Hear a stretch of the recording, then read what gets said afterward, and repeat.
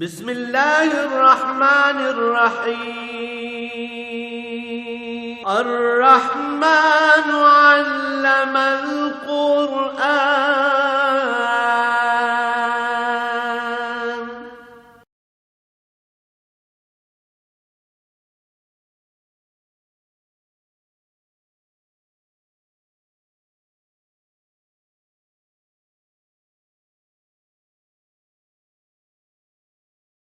الحمد للہ رب العالمین والصلاة والسلام علی حبیبہ محمد وآلہ وصحبہ اجمعین۔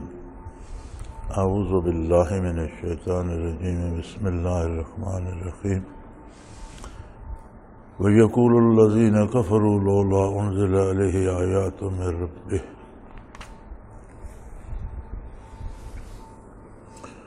قل ان اللہ یضل من یشاء ویہدی الیہ من اناب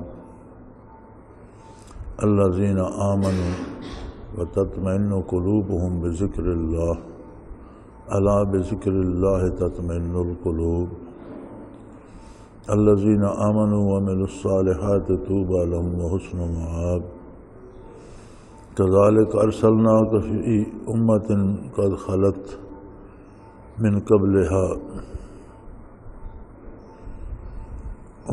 لتتلو علیہم الذی اوحینا الیک وهم یکفرون بالرحمن قل هو ربی لا الہ الا هو علیہ توکلت الیہ متاب ولو ان قرآنا سیرت به الجبال او قطعت به الارض او کلم به الموتى بل للہ الامر جميعا افلم یأس الذین آمنوا ان لو یشاء اللہ لہدی الناس جميعا ولا يزال الذين كفروا تصيبهم بما صنعوا قارعة أو تحل قريبا من دارهم حتى يأتي وعد الله إن الله لا يخلف الميعاد اللهم سبحانك لا علم لنا إلا ما علمتنا إنك أنت العليم الحكيم مولاي صل وسلم دائما أبدا على حبيبك خير الخلق كلهم۔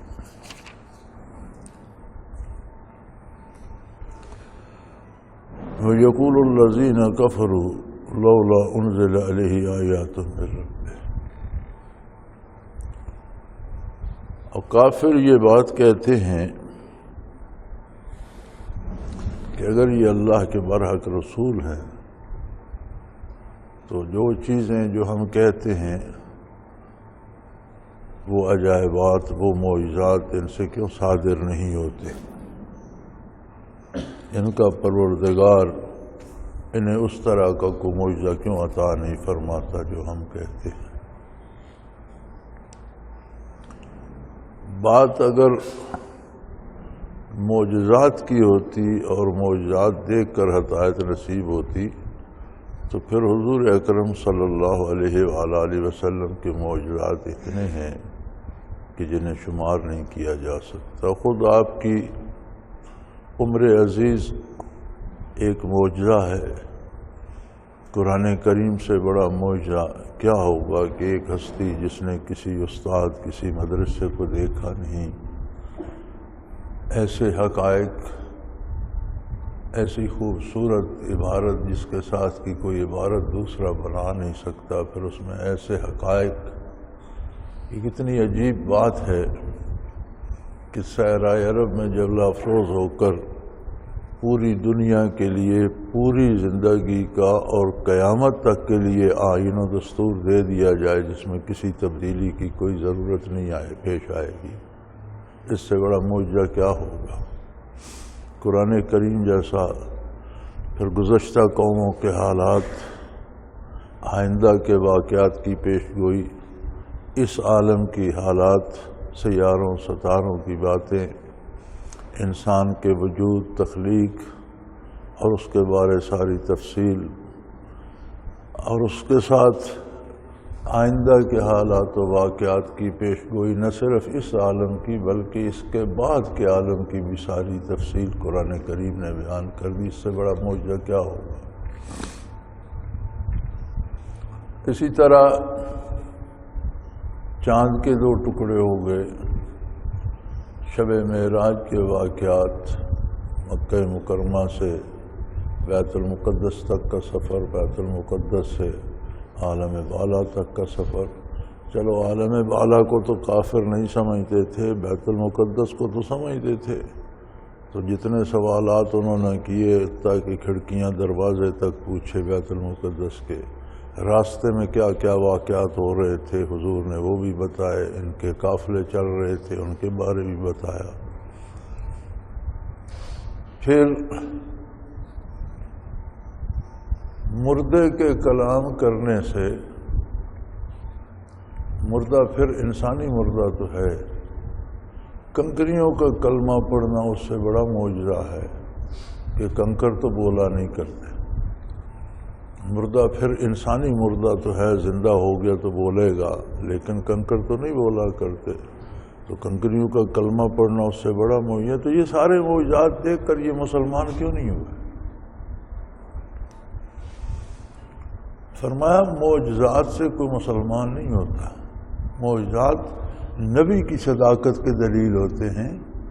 ایمان لانے کے لیے بندہ اپنے اندر فیصلہ کرتا ہے، اس کا اپنا فیصلہ سبب بنتا ہے ایمان نصیب ہونے کا یا نہیں. یادی الیہ من ینیب، جو خلوص دل سے اللہ کی طرف رجوع کرتا ہے اللہ اسے ہدایت دے دیتا ہے. جو نہیں کرتا اسے ہدایت نہیں ملتی. اس کے لیے معجزات کا ہونا نہ ہونا برابر ہے. اس لیے کہ ان اللہ یضل من یشاء ویہدی الیہ من اناب. معجزات سے ہدایت نہیں ہوتی، ہدایت نصیب ہوتی ہے انسان کے ذاتی فیصلے سے، اور اسی پر اس کی جزا و سزا مقرر ہوتی ہے. اگر اللہ کی طرف رجوع نہیں کرتا تو اللہ اسے گمراہ کر دیتے ہیں، اس کی سزا یہی ہے. اور یہدی الیہ من اناب، جو اللہ کی طرف خلوص دل سے متوجہ ہوتا ہے اس کی ہدایت کے سامان پیدا فرما دیتے ہیں، اسے ہدایت فرما دیتے ہیں. اور پھر جسے نور ایمان نصیب ہوتا ہے، الذین آمنوا وتطمئن قلوبهم بذکر اللہ،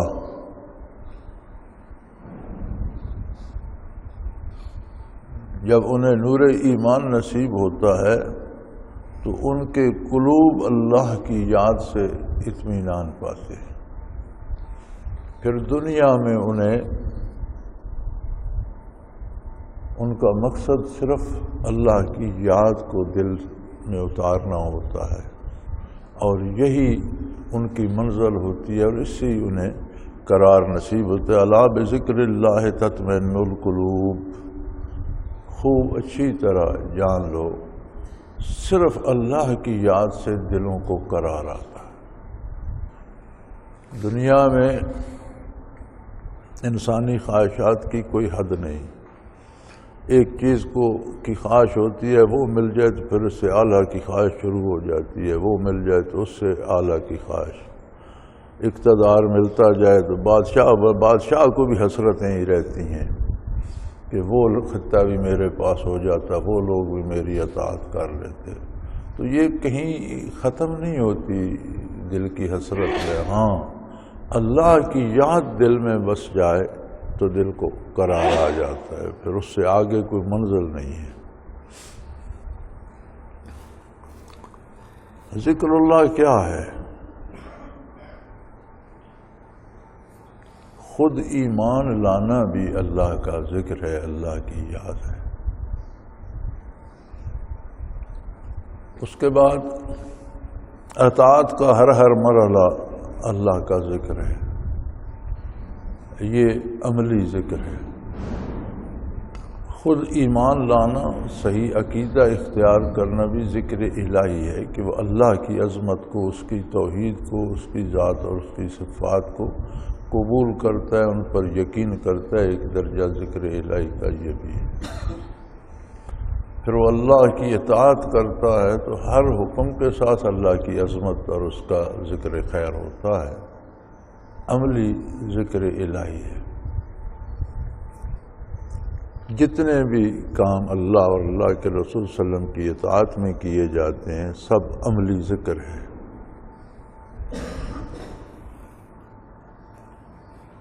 پھر جتنا زبانی اللہ کو یاد کیا جاتا ہے، نیک بات کرنا بھی ذکر الہی ہے، برائی سے روکنا بھی ذکر الہی ہے، نصیحت کرنا بھی ذکر الہی ہے۔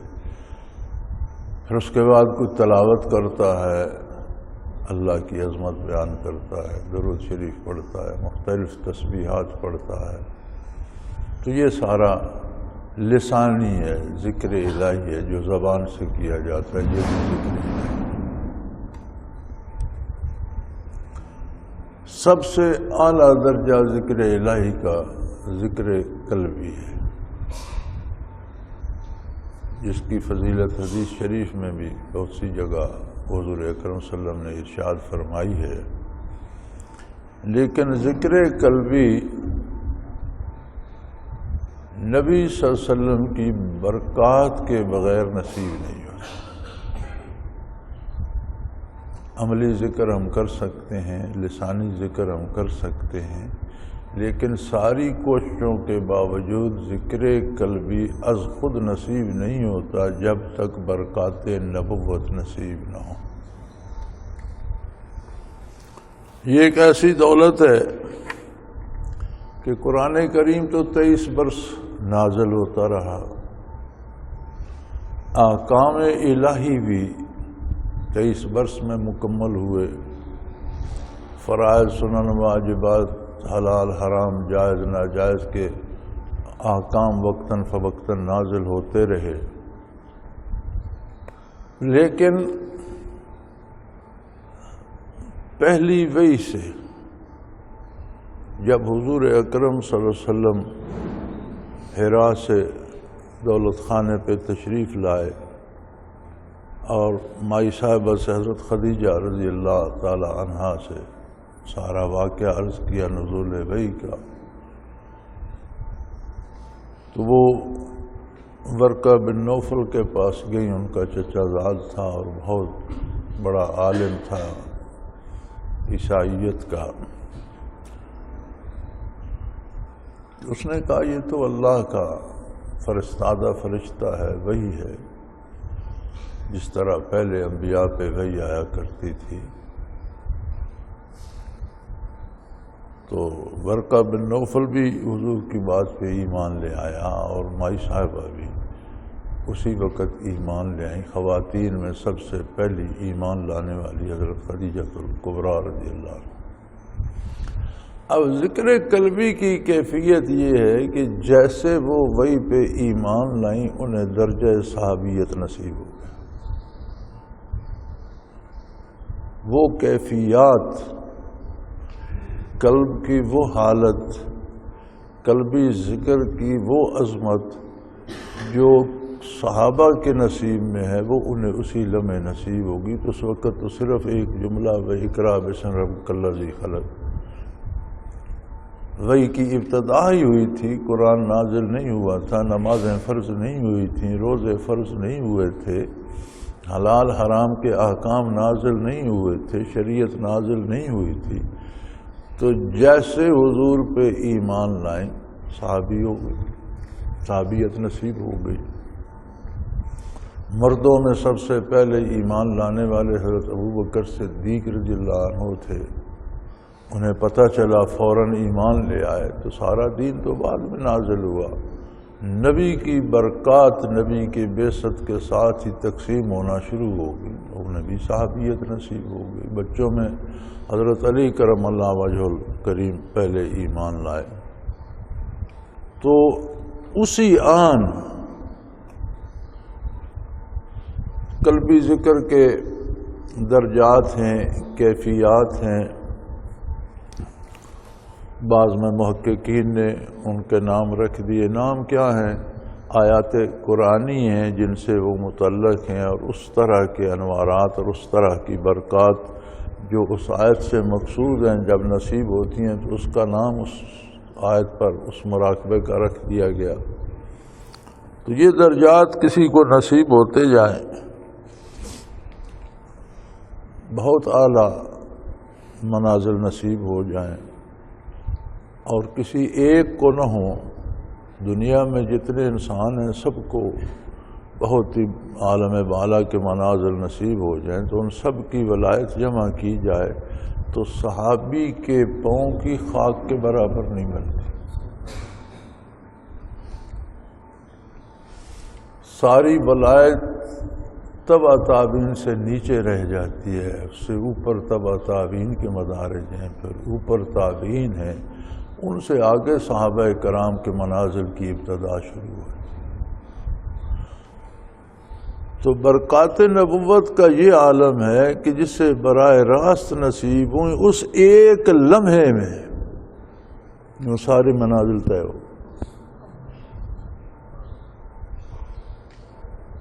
جس آن وہ ایمان لائے، ابھی قرآن نازل نہیں ہوا تھا، وہی کی ابتدائی 2-3 آیات نازل ہوئی تھیں، نمازیں فرض نہیں ہوئی تھیں، روزے فرض نہیں ہوئے تھے، شریعت کے حلال و حرام واضح نہیں ہوئے تھے. اسی طرح نماز روزے کے احکام نازل ہونے سے پہلے کتنے صحابہ جو دنیا سے چلے گئے ہوں گے، وہ شرف صحابیت لے گئے.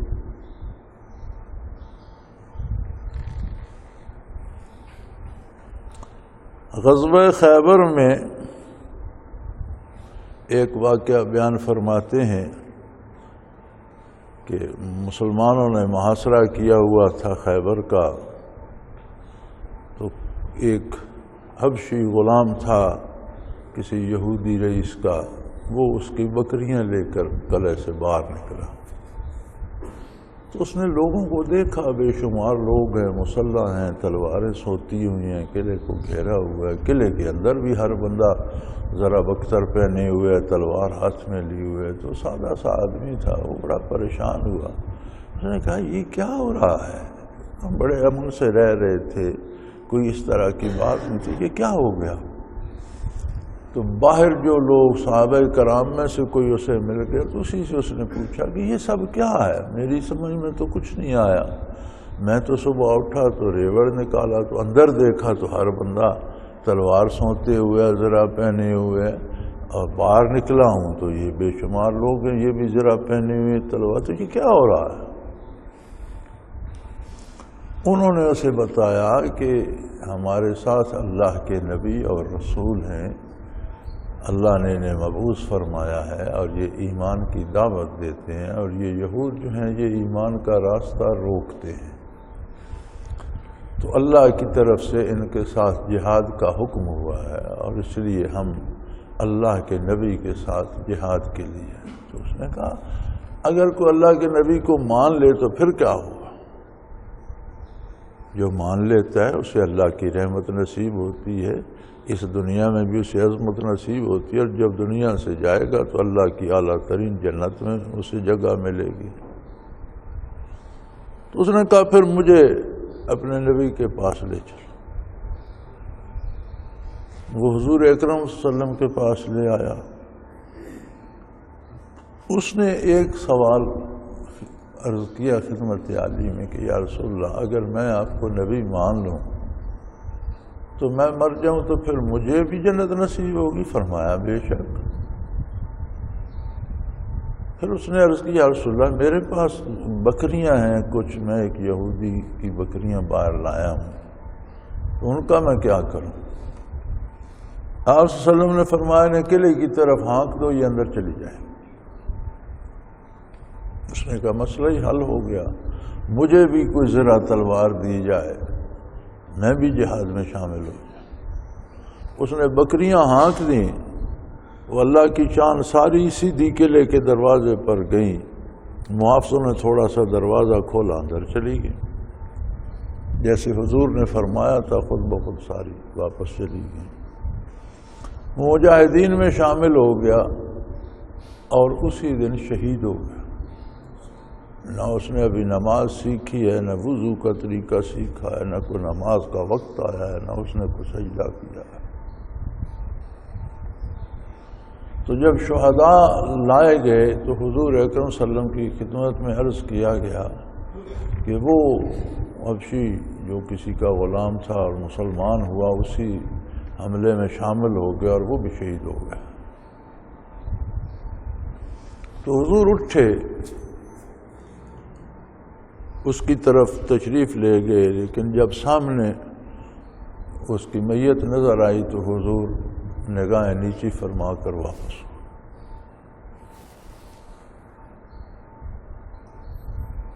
اپنے خیمہ اطہر میں تشریف لے گئے۔ عرض کی یا رسول اللہ، آپ اس کی خاطر تو تشریف لے گئے تھے، پھر آپ اس کی میت کے پاس تشریف نہیں لے گئے۔ تو آپ میں جیسے سامنے ہوا تو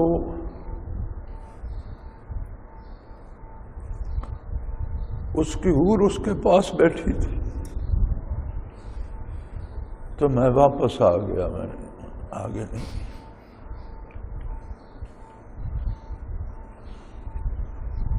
یہ سارے منازل پانے کے لیے وہ ایک ذرہ برکات نبوت کا چاہیے۔ حقیقی ذکر قلبی جو ہے، یا قلب ذاکر ہو جائے، یا قلب وجود کے ذرات کو ذاکر کر دے۔ قلب جب ذاکر ہوتا ہے تو اس کے ساتھ دوسرے لطائف منور ہوتے ہیں، حتیٰ کہ سلطان الاذکار تک جاتا ہے، تو پھر بدن کا ہر سیل ذاکر ہو جاتا ہے۔ اور 10 کھرب سیل ہوتے ہیں ایک وجود میں، تو سلطان الاذکار اور 7واں لطیفہ بھی جس کا منور ہو جائے، وہ ہر لمحے 10 کھرب بار اللہ کہتا ہے۔ یہ تو جب آنکھ بند ہوگی تو آنکھ کھلے گی، تب پتہ چلے گا کہ یہ کتنی عظیم دولت ہے اور اس کی قیمت کیا ہے۔ یہاں تو اللہ اللہ کرنے والے کو بے وقوف سمجھا جاتا ہے کہ فضول چیزوں پہ وقت ضائع کر رہا ہے، اسے کیا مل رہا ہے؟ نہ اس سے کوئی موٹر حاصل ہوتی ہے، نہ گاڑی ملتی ہے، نہ عہدہ ملتا ہے، نہ دولت ملتی ہے، پتہ نہیں یہ کیا کر رہے ہیں۔ لیکن یہ جس بازار کا سکہ ہے وہاں پہنچے گا تو پتہ چلے گا کہ اس کی قیمت کتنی ہے۔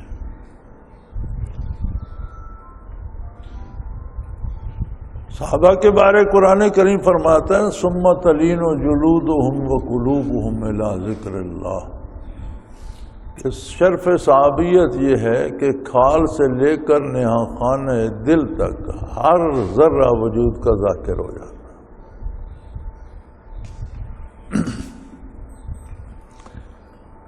ذکر کا یہ درجہ جو ہے، یہ پانے کے لیے برکات نبوت شرط ہے۔ جب تک حضور اس عالم میں جلوہ افروز تھے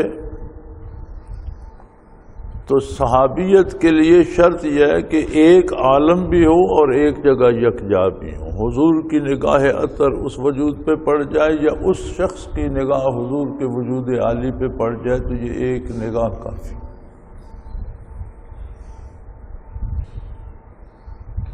جب حضور اس دنیا سے پردہ فرما گئے تو شرف صحابیت ختم ہو گیا۔ پھر جس نے کسی صحابی کو دیکھا وہ تابعی ہو گیا۔ جب صحابہ کا دور مبارک ختم ہوا تو تابعیت ختم ہو گئی، پھر جس نے کسی تابعی کو دیکھا وہ تبع تابعی ہو گیا۔ تبع تابعین کا مبارک عہد بھی ختم ہوا تو ولایت رہ گئی، اور ان لوگوں نے جنہوں نے صحابہ سے، تابعین سے، تبع تابعین سے برکات نبوت حاصل کی تھیں، آگے لوگوں کو وہ منتقل کی، اور یوں مشائخ کا وجود آیا کہ برکات کو اپنے شیخ سے حاصل کرے اور اپنے طالبان کو وہ برکات تقسیم کرے۔ تو شیخ کا مطلب یہ نہیں کہ اس کی دعا سے مشکلیں ٹل جائیں، یا جو اس کا مرید ہو جائے اسے پیسے کے ڈھیر لگ جائیں یا اس کی صحت خراب نہ ہو۔ شیخ کا منصب یہ ہے کہ اپنے متقدمین سے وہ برکات نبوت حاصل کرے جو دلوں کو روشن کرتی ہیں اور اگلوں کو پہنچائے، اور اگر یہ نہیں کر سکتا تو پھر وہ شیخ کہلانے کا مستحق نہیں۔ ظاہری بیت اگر اصلاح کے لیے ہو تو جو شخص روزمرہ کے معمولات حرام حلال جائز ناجائز سے واقف ہے اور رہنمائی کر سکتا ہے، اس سے بیعت جائز ہے۔ بیعت اسی لیے ہے کہ اس سے پوچھ کر شریعت پر عمل کیا جائے، اسے بیعت اصلاح کی۔ بیعت امارت ہوتی ہے جس کو ملک کا آپ سربراہ یا ذمہ دار بناتے ہیں، جسے موزوں سمجھتے ہیں، اس سے بیعت کرتے ہیں، یا آج کہہ لیجئے ووٹ دیتے ہیں۔ ووٹ دینے میں جو آج کا طریقہ ہے یہ اسلام سے بہت ہٹ کر ہے، لیکن بہرحال ہے تو کسی کو امیر بنانے کی بات۔ موت پہ بیعت ہوتی ہے، صحابہ کرام نے نبی کریم سے بیعت کی تھی موت پر۔ وہ کسی ایسے شخص سے ہوتی ہے جو آخری دم تک کفر کا مقابلہ کرنے کی ہمت رکھتا ہے یا ارادہ کر لیتا ہے۔ بیعت تصوف جو ہے یہ الگ چیز ہے، یہ صرف اس شخص سے ہو سکتی ہے جسے بارگاہ رسالت میں روحانی طور پر رسائی حاصل ہو اور طالب کو بھی وہاں تک رسائی حاصل کرانے کی استعداد رکھتا ہو۔ اگر نہ خود فنا فی الرسول ہے نہ طالب کو کرا سکتا ہے تو اس کے ساتھ تصوف کی بیعت جائز نہیں ہے۔ تو بات ہو رہی تھی ذکر قلبی کی۔ اللہ کریم فرماتے ہیں کہ جنہیں نور ایمان نصیب ہوتا ہے یا جن کو اللہ ہدایت نصیب کرتا ہے، جن پر اللہ کرم فرماتا ہے، انہیں ذکر قلبی نصیب فرما دیتا ہے جس سے ان کے دلوں کو اطمینان ہوتا ہے، ورنہ دنیا کی کوئی چیز کوئی نعمت دل کو اطمینان نہیں دے سکتی۔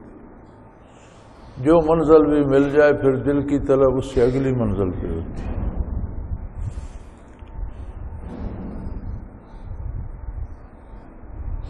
تو فرمایا یہ بات اچھی طرح سے سن لو، الا بذکر اللہ تطمئن القلوب، کہ اللہ کی یاد، اللہ کے ذکر ہی سے دلوں کو قرار آتا ہے۔ یہ وہ منزل ہے جہاں آ کر آگے کی ہوس نہیں رہتی، اسی میں ڈوب ڈوب جانے کو دل کرتا ہے، اس کے علاوہ کوئی چیز نگاہوں میں جچتی نہیں۔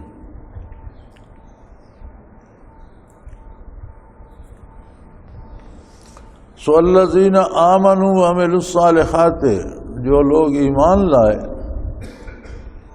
اور ایمان کے تقاضوں کے مطابق عمل بھی کیا۔ قرآن کریم میں بڑی کثرت سے جہاں بھی ایمان کا ذکر آتا ہے ساتھ عمل الصالحات آتا ہے۔ الذین آمنوا وعملوا الصالحات، ایمان کا تقاضا ہی عمل صالح ہے۔ ایمان نام ہے بات کو مان لینے کا، یقین کر لینے کا۔ بات مانی جائے تو اس کا معنی یہ ہوتا ہے کہ اس بات پر عمل کیا جائے۔ یہاں سے ہم کسی کو کہتے ہیں بھئی پانی کا گلاس لا دو، کہتے ہیں آپ کی بات قبول، مان لیجیے، بالکل سر تسلیم خام ہے، اور لاتا نہیں تو 10 بار کہتے ہیں بھئی پانی لا دو، کہتا ہے جی آپ کی بات قبول ہے، حکم سر آنکھوں پر جی، اور لا کے نہیں دیتا، تو آپ کیا سمجھیں گے اس نے بات مانی؟ ایمان کی مثال ایسی ہے، جب ہم کہتے ہیں کہ ہم اللہ و اللہ کے رسول پر ایمان لائے، لا الہ الا اللہ محمد الرسول اللہ، تو اس کا تقاضا یہ ہے کہ ہم اللہ کے رسول کی اطاعت کریں۔ الذین آمنوا وعملوا الصالحات، وہ لوگ جنہیں نور ایمان نصیب ہوتا ہے اور پھر وہ ایمان کے تقاضوں کے مطابق عمل کرتے ہیں، طوبی لہم وحسن مآب، مبارک ہے ان کے لیے، بہت خوش نصیب لوگ ہیں وہ، اور ان کا انجام بہت خوبصورت ہوگا۔ انجام کار، زندگی کا انجام کیا ہے؟ دنیا سے رخصتی، برزخ میں، میدان حشر میں، اور فیصلے کے بعد اللہ کی بارگاہ میں کامیاب ہو کر اللہ کی جنت میں۔ فرمایا ان کو مبارک ہو جنہیں دنیا میں نور ایمان نصیب ہوا اور پھر اس پہ انہیں عمل نصیب ہوا، تو یہ وہ لوگ ہیں جن کی یہ زندگی بھی مبارک ہے، موت بھی مبارک ہے، برزخ بھی مبارک ہے، میدان حشر بھی مبارک ہے، اور اخروی دائمی زندگی بھی۔ کذالک ارسلناک فی امۃ قد خلت من قبلہا امم، تو فرمایا آپ کوئی انوکھے رسول یا نبی مبعوث نہیں ہوئے کہ جس امت میں آپ مبعوث ہوئے ہیں یہی ایک امت ہے، اس سے پہلے کوئی نبی نہیں آیا، یا یہ جانتے نہیں، یا یہ انہوں نے انبیاء اور رسل کے حالات یا تاریخ نہیں پڑھی۔ آپ صلی اللہ علیہ وسلم کو ہم نے ایسی امت میں پیغمبر بنا کر بھیجا ہے یقیناً جس سے پہلے بہت سی امتیں گزر چکی ہیں، اور یہ جانتے ہیں کسی طرح نبی اور رسول امتوں میں مبعوث ہوتے تھے، یہ جانتے ہیں کہ جو اطاعت کرتے تھے وہ کامیاب ہوتے تھے، جو نبی کی مخالفت کرتے تھے وہ تباہ ہو جاتے تھے، عذاب الہی آ جاتا تھا۔ بہت سی امتیں پہلے گزری ہیں جن کے آثار کسی کے مٹ گئے، کسی کے باقی ہیں، اور سب کے واقعات بھی ان لوگوں نے کچھ صحیح کچھ غلط لیکن انہوں نے سن رکھے ہیں، انہیں پتہ ہے۔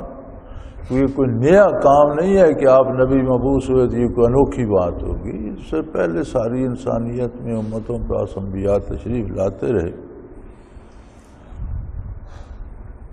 اور آپ صلی اللہ علیہ وسلم کو ہم نے اس لیے مبعوث فرمایا ہے کہ لِتَتْلُوا عَلَيْهِمُ الَّذِي أَوْحَيْنَا إِلَيْكَ، جو چیز ہم آپ کی طرف وحی کرتے ہیں وہ آپ انہیں پہنچا دیں، ان پر تلاوت فرما دیں، ان تک بات پہنچا دیں۔ آپ کا منصب عالی یہ ہے کہ اللہ جل شانہ کا کلام جو ہر کوئی نہیں سن سکتا، ہر کوئی قبول نہیں کر سکتا، ہر کسی میں وہ پاکیزگی، وہ طہارت اور لطافت کا وہ درجہ نہیں ہوتا جو نبی میں ہوتا ہے۔ کلام الہی کو وصول کرنے کے لیے بھی ایک اعلیٰ درجہ چاہیے، خلوص کا، نیکی کا، پاکیزگی کا، طہارت کا، لطافت کا، وہ صرف نبی میں ہوتا ہے۔ غیر نبی میں نبی جیسی لطافت کا تصور نہیں کیا جا سکتا، اس لیے اللہ کا کلام صرف نبی سنتا ہے، وہ وصول کرتا ہے، اور جو بھئی ہم آپ کی طرف کرتے ہیں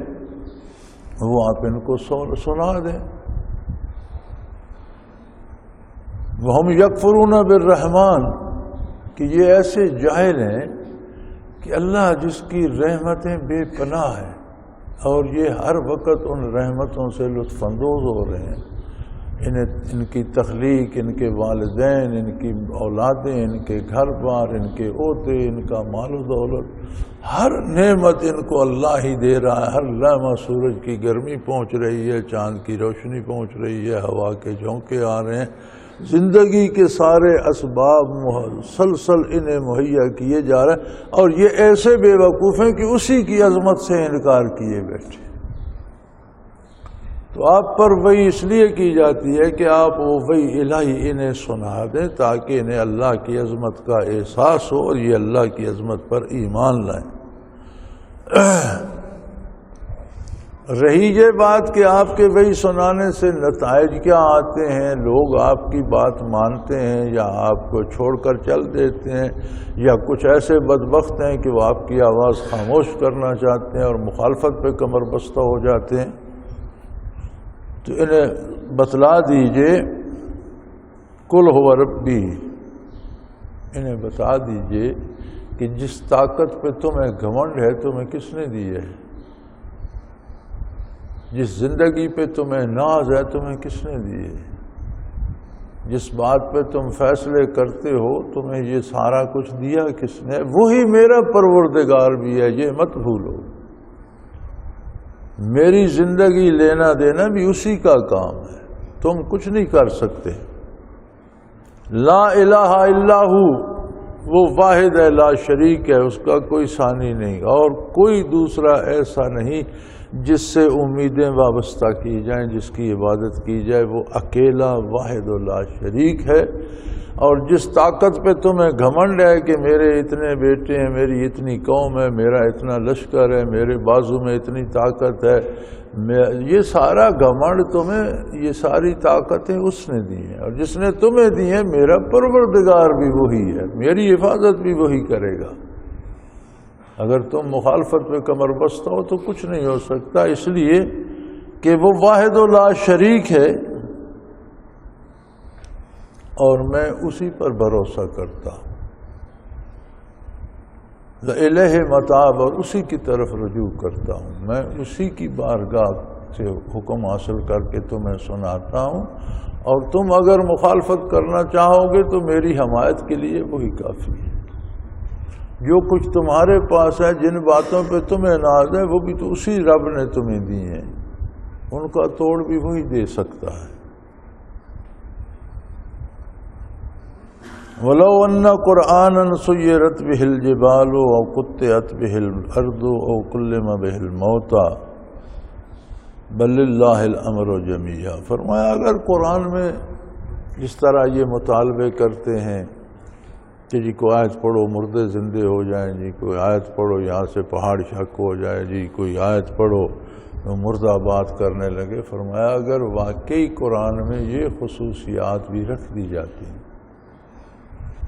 قرآن کریم کے ساتھ یہ چیزیں بھی متعلق کر دی جاتی کہ اگر آپ ایک آیت پڑھتے تو پہاڑ اس جگہ سے چل کر ادھر چلا جاتا، یا زمین پھٹ جاتی، یا مردہ بات کرنے لگ جاتا، تو پھر بھی ان کو ہدایت تب بھی نصیب ہونی تھی جب یہ رجوع اللہ کرتے۔ واقعی اگر قرآن کریم میں یہ خصوصیات رکھ دی جاتی ہیں تو اللہ کریم جس کام کا ارادہ ظاہر فرمائے، وہ چونکہ ارادہ الہی ہوتا ہے، وہ کام ہو چکا ہوتا ہے۔ اب اگر یہاں اللہ نے فرما دیا کہ اگر ہم اس قرآن میں ایسی طاقت رکھ دیتے کہ اس سے پہاڑ چل پڑتے، اس سے زمین پھٹ جاتی، اس سے مردے بات، تو اس کا مطلب ہے کہ یہ چیزیں قرآن میں موجود ہیں۔ قرآن کریم پڑھنے سے ایسا ہو سکتا ہے، لیکن وہ ان کی ہدایت کا سبب نہیں بن سکتا۔ ہدایت انہیں رجوع اللہ سے نصیب ہو۔ قرآن اللہ کی شان بیان کرے گا، اللہ کی اوصاف اور صفات بیان کرے گا، اللہ کے نبی کا مقام و مرتبہ بیان کرے گا، دنیا کی بات کرے گا، آخرت کی بات کرے گا، ایمان کی طرف دعوت دے گا۔ جتنے معجزات، جتنی کرامات قرآن سے وابستہ ہوں وہ اپنی جگہ، لیکن ہدایت اسی کو نصیب ہوگی جس کے دل میں انابت آئے۔ بل للہ الامر جمیعا، تمام فیصلے اللہ کے لیے ہیں، اور اللہ نے یہ فیصلہ کر دیا ہے کہ انسان کو اختیار دیا ہے اور نیکی اور بدی دونوں راستے واضح کر۔ اب جو نیکی پہ چلنے کی آرزو کرے گا اللہ کریم اس کا ہاتھ تھام لیں گے، اس کی مدد فرمائیں گے۔ جو پیٹھ پھیر دے گا اسے دھکا ہی لگے گا، وہ آگے چلا جائے گا۔ اولم یأس الذین آمنوا اللہ یشاء اللہ لہدی الناس جمیعا، مومنوں کو تو یہی اطمینان کافی ہے کہ اگر اللہ چاہتے تو ساری مخلوق جو ہے نیکی پہ لگ جاتی۔ اللہ کریم نے اگر حکمن لگانا ہوتا تو ایک ایک سانس اس کے حکم سے لیتے ہیں، دل کی ایک ایک دھڑکن اس کے حکم کی محتاج ہے، نگاہ کا ایک ایک زیر و بم اس کے حکم کا محتاج۔ اس کے حکم سے پیدا ہوتے ہیں، اس کے حکم سے بڑھتے ہیں، جوان ہوتے ہیں، اس کے حکم سے بوڑھے ہو جاتے ہیں، اس کے حکم سے بیمار ہوتے ہیں، اس کے حکم سے صحت مند ہو جاتے ہیں۔ ساری زندگی تو قدم قدم پر اس کے حکم کے تابع ہیں، تو اگر وہ چاہتا کہ یہ سارے نیک ہوں تو کیسے نیک نہ ہوتے؟ لیکن اس کی مرضی کہ اس نے یہ نیکی اور برائی آدمی کی پسند پہ چھوڑ دی، اسے شعور دیا، عقل دیا، پھر اس کے پاس دعوت بھیجی، انبیاء مبعوث فرمائے، کتابیں بھیجی، فیصلہ انسان پر چھوڑ دیا کہ آگے اس نے بھگتنا ہے۔ تو اگر اللہ چاہتے، حکم دیتے، تو کسی کو مجال تھی کہ وہ انکار کرتا۔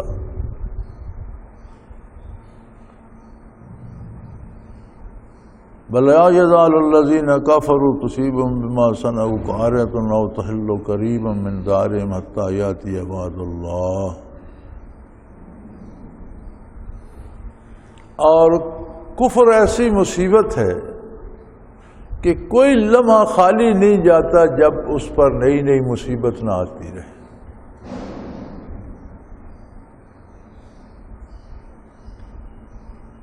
یا اس کی ذات پر نازل ہوتی رہے گی، یا اس کے گھر پر آتی رہے گی، یا اس کی بستی پر آتی رہے گی، حتیٰ کہ اللہ کا وعدہ آ جائے، یعنی موت کا وقت آئے. کفر ایک ایسی مصیبت ہے کہ آپ اسے کروڑوں کے ڈھیر پر بیٹھا ہوا دیکھیں نا تو یہ اس کی ظاہری حالت ہے، اس کے دل کی حالت دیکھیں تو اس میں ہزاروں حسرتیں دم توڑ رہی ہیں.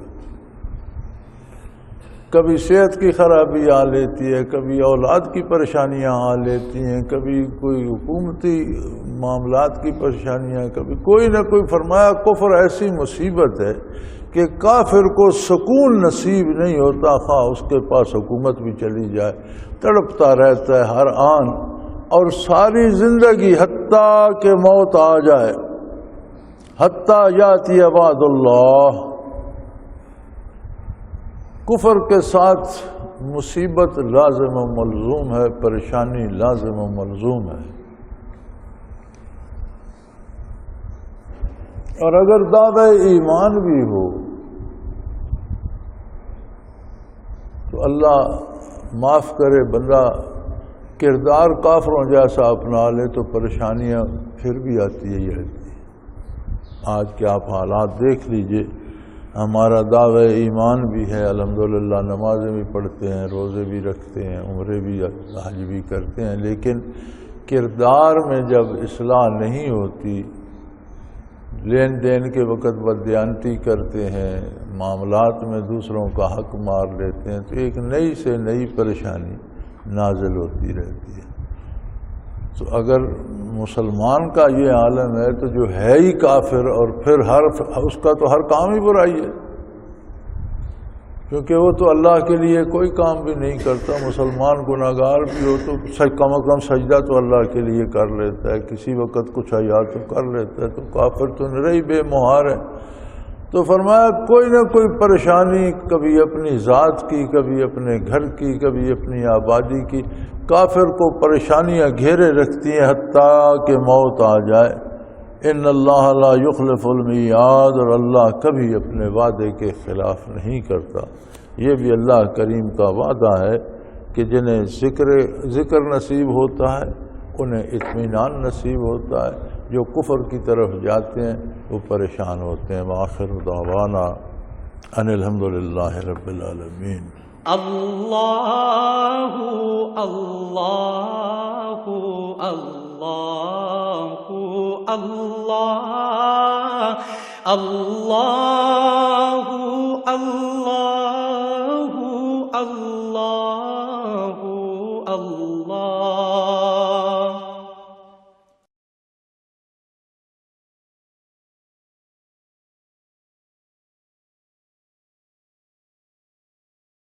سال سے قرآن و حدیث کے اوپر خطابات کر رہے ہیں اور سلسلہ نقشبندیہ اویسیہ کے مطابق لوگوں کو ذکر الہی کی تربیت دے رہے ہیں.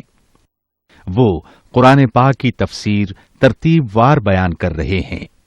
تفسیر قرآن کو وہ موجودہ ملکی اور بین الاقوامی حالات کے مطابق بیان کرتے ہیں. موٹر وے سے کلر کہار کے انٹرچینج سے نکلتے ہوئے، کلر کہار کی جھیل سے ہوتے ہوئے، میانی، بوچھال اور نور پور سے گزرتے ہوئے دارالعرفان منارہ پہنچ سکتے ہیں. حضرت امیر محمد اکرم آوان نے بچیوں اور بچوں کی دینی اور دنیاوی تعلیم کے لیے سقارہ اکیڈمی کے نام سے ایک درسگاہ بھی قائم کی ہے، جس کا افتتاح ملک پاکستان کے صدر جنرل محمد ضیاء الحق نے اپنے دست مبارک سے کیا تھا.